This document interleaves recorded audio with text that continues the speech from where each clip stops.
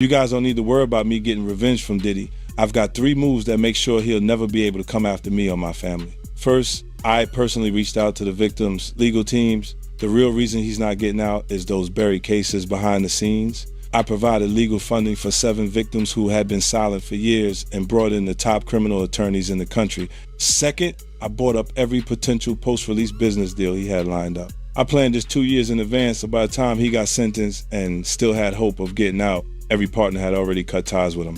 Third, I don't just have evidence, I've got backups. This is an entire minefield that's been buried for 20 years. I uncovered every secret from the last 30 years. With testimonies from the victims, we interviewed over a dozen people he tricked, threatened, or violated. You think that's harsh? No, he destroyed other people's lives for decades. I'm just making sure he spends a few extra years in prison for it. I'm not afraid of his people, not afraid of his threats. I know he's still in there fantasizing about a comeback, but the truth is, he's never coming back.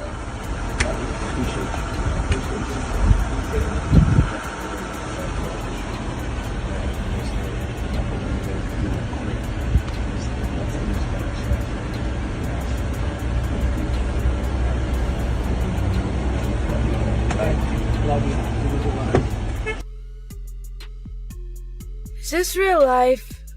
I feel crazy. The world is spinning around me. What's happening? You have 4 eyes. I have 2 fingers. Ah! For years, the industry treated it as background noise. Clips were laughed off. Moments were ignored. Questions were never followed up.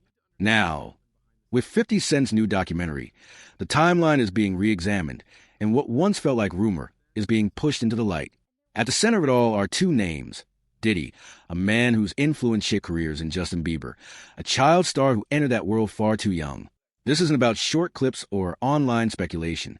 It's about power, silence, and how long something can stay hidden when too many people benefit from not looking too closely. Yeah, so as soon as you turn 16, you know what I'm saying, I'm gonna let you rock this every time you come to LA. Yeah, this gonna be yours. So every time you come to LA, it's a little dusty, but you know, go get the front shot of it. Man. Minute. Woo. Okay. Okay. Alright, so I'm gonna be driving this next year. Yeah, when you get 16, you come down there, you gotta, you know, wear your seat. I mean, I'm 15, you could ride in the passenger seat. I got my permit. Not yet. No. Alright, 16. You're not ready. 16. Let's slow down. Let's slow down, Justin. Okay. Let's slow down. Okay. One step at a time. But yeah, the keys is yours when when you get 16. You good to go. I'm good to go. Yeah. Alright. Then when you get 18, you get the house. You get the mansion. Okay. I get the mansion. Yeah. So where are we off to now? And where would you like to go? I mean, wherever you want to go. Where are we going? So check this out, yo. Justin, you ever seen the movie 48 Hours? Right now, he's having 48 hours with Diddy, him and his boy. They're having the times of their lives, like, you know, where we hanging out and what we doing. We can't really disclose, but it's definitely a 15-year-old's dream. You know, I have been given custody of him. You know, he signed to Usher. I'm signed to Usher. I had legal guardianship of Usher when you know he did his first album. I did Usher's first album. I don't have legal guardianship of him, but for the next 48 hours, he's with me. So and we gonna go full crazy. I'm going crazy. Crazy. I'm taking this out tonight. What you wanna do? What you wanna do over the next 48 hours? 48 hours. Let's go.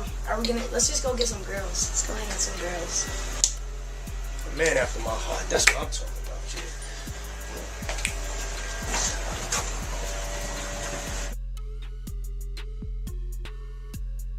Justin Bieber's rise was framed as a modern fairy tale, but beneath the success sat an uncomfortable reality: a minor navigating adult power structures with no visible safeguards. Archival footage and interviews show Bieber placed into environments where access, influence, and fame outweighed age-appropriate boundaries. For years, these moments circulated quietly, dismissed as eccentric celebrity culture rather than questioned as institutional risk. The issue isn't a single act, it's normalization, how an industry learned to look away. When childhood is traded for access, who is accountable for the cost? You got people in the industry that's been saying for years, this man is having sex with underage. So now the federal government is looking at that like, yo, when is somebody gonna come forward? We got this information, this alleged information, but nobody's willing to come forward. Then they go on and say, yo, Shakur Stewart mysteriously dead. Supposed to be a self-inflicted wound. Person that had everything going for him in their life.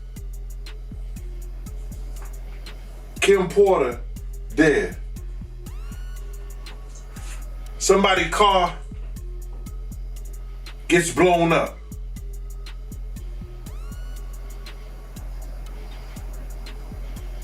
This guy is walking around threatening other actors, people.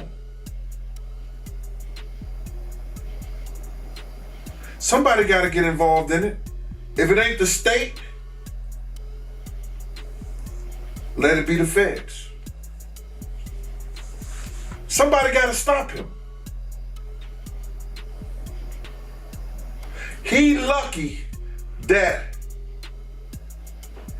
God given him the opportunity to be stopped while he's alive, then have to go to hell and face that shit. He got a chance to repent now, change his life.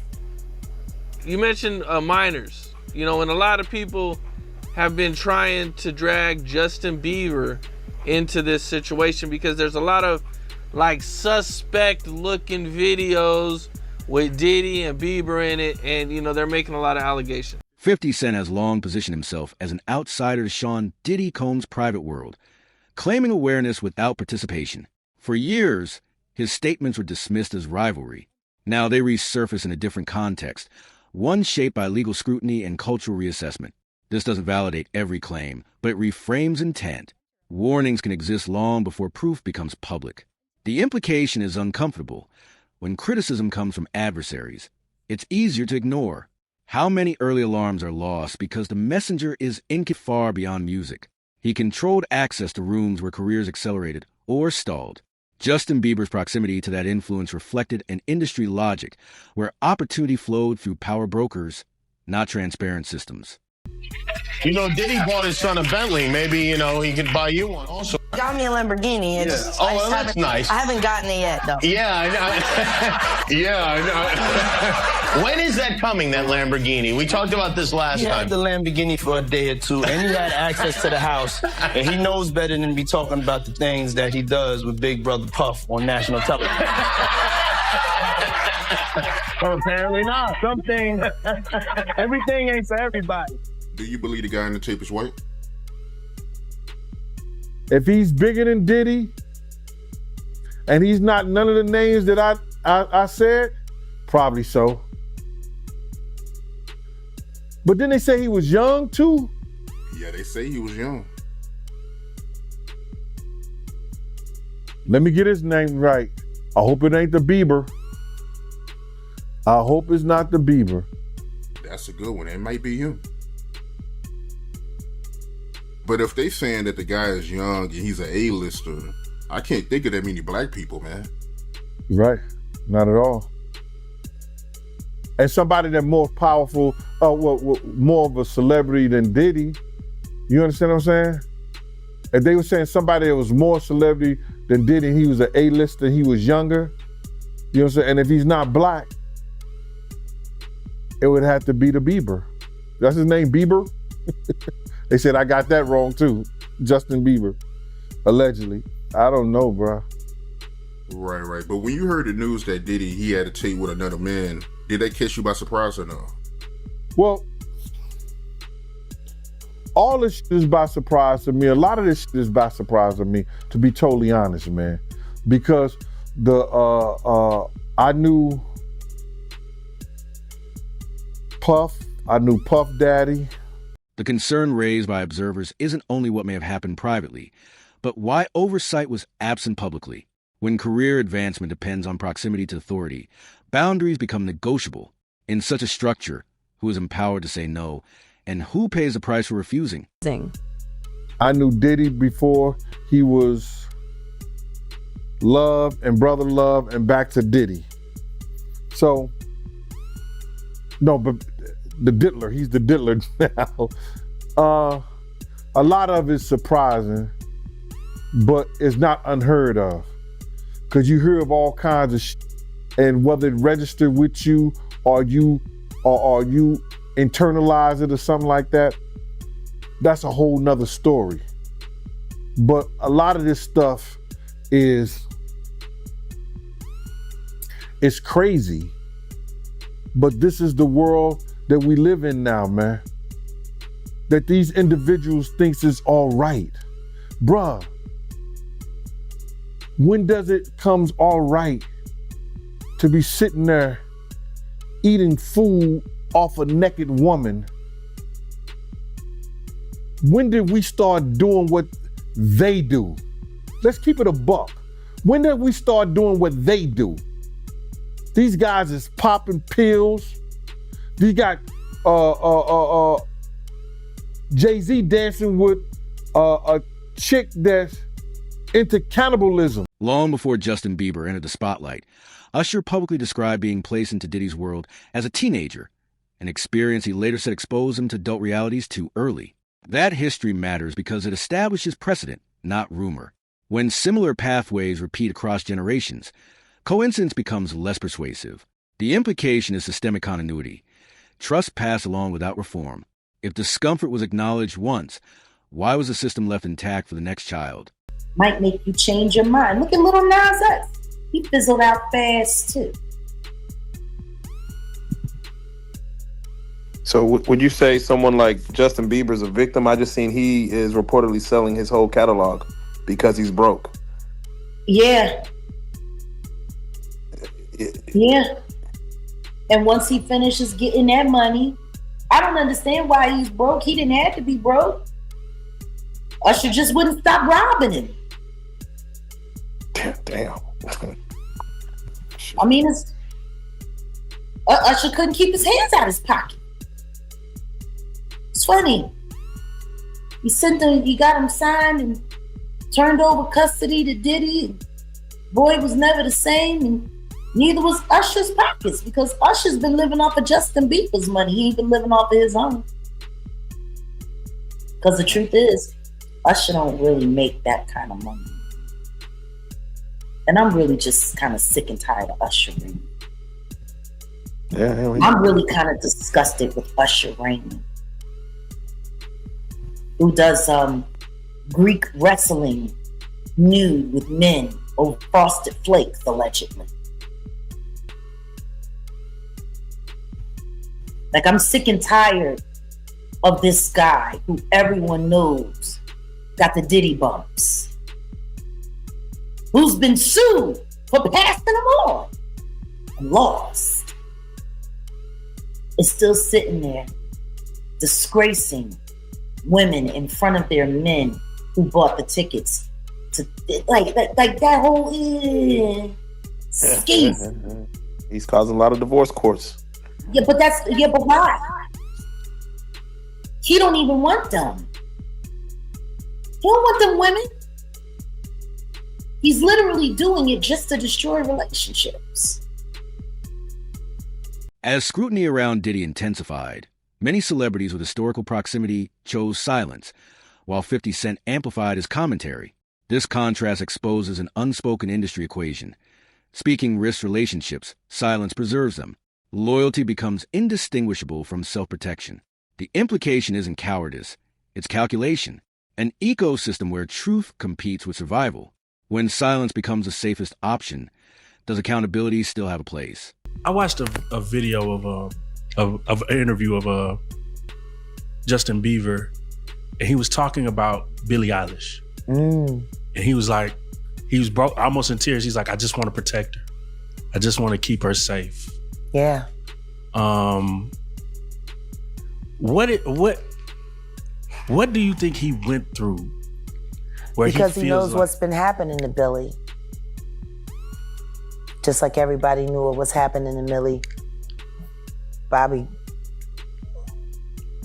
Brown, girl, with Drake. These people are monsters. Real life.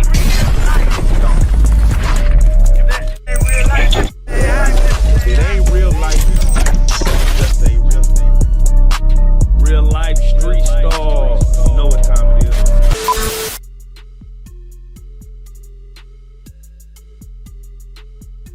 Jermaine Dupri said something interesting. He said the reason that R&B isn't as powerful as it is anymore is because children are going to church. Yeah. What is it about the transfer from the spiritual to the secular do you believe that's what made R&B so powerful? Understand this. Rhythm and blues was a combination of gospel and soul music. Because soul music has always been around in one form or another. It's just evolved throughout the years. And you got gospel, rhythm and blues. That's what put that together. That's why they made such a big stink about the Ray Charles incorporating gospel sounds into secular music. Because they wanted people to separate the two. This is demon, this is good. The truth is none of that's real. Right. There is no bad, there is no good. There is what is and there is what is not. And that's sad.